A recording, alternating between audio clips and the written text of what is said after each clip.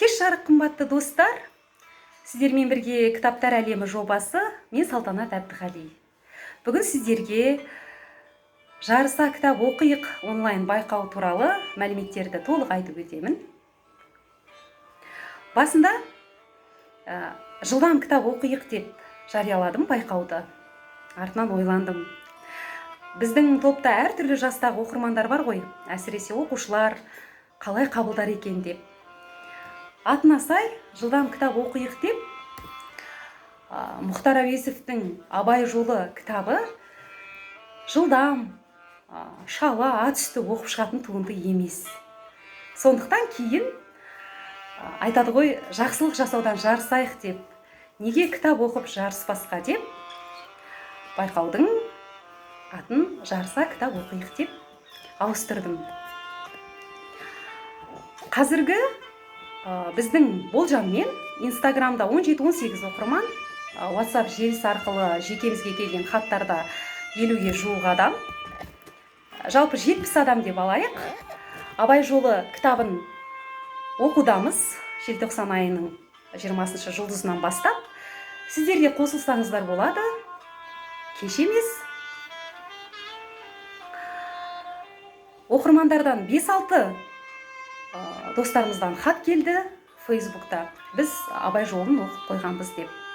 Сіздерге айтарым, қайталап оқып шығыңыздар. Абай жолы қайталап оқуға тұрарлық дүние, туынды. Кітапты әсіресе көпшілікпен бірге оқыған топпен, содан кейін оны топта отырып талқылаған, енді оның әсері бөлек. Байқаудың ережесі өте қарапайым. Осылай барлығымыз қаңтардың 20-сына дейін Абай жолының бірінші томын оқып шығамыз. Содан кейін Алла қаласа мен қаңтар айының 20-сынан кейін 21-22 күндері Facebook парақшада, Instagramда, Telegram, TikTok, YouTube арнамызда видео түсіріп арнайы 20 сұрақ жариялаймын. Сол сұрақтарға кім жылдам және дұрыс жауап береді, сол оқырмандарға сыйлықтар таратамыз. Сіздер жауапты менің көмекшім Гүлназ Әбдіғалидың телефон нөміріне жазасыздар. Осында мен оны комментарийға жазып қалдырамын. Достар, қыс айларын кітап оқумен қызықты етіп өткізейік. Менің енді бүгінгі сөзімді Малика қызым Абайдың 15-ші қара сөзімен түйіндегісі келіп отыр. Біз өзі отбасымызбен Абайдың шығармаларын сүйіп оқимыз. Мен де оқушы кезінде Абай оқуларына қатысып, оның біраз өлеңдерін жаттаған едім.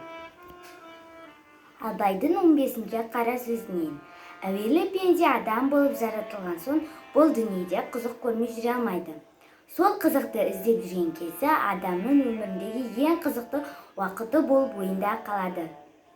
Сонда есті адамдар орынды нәрсеге қызығып құмарланса, оның өкініштері жоқ болады.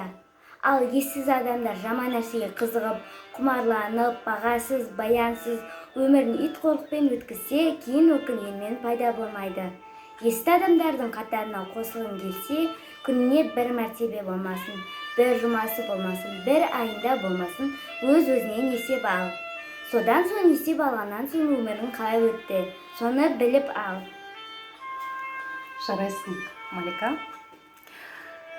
Достар, біздің жарыса кітап оқиық онлайн байқауына қатысушылар, үміткерлер, баршаңызға сәттілік тілейміз. Кітап оқи жүріңіздер, жеңісті күндерде жолыққанша.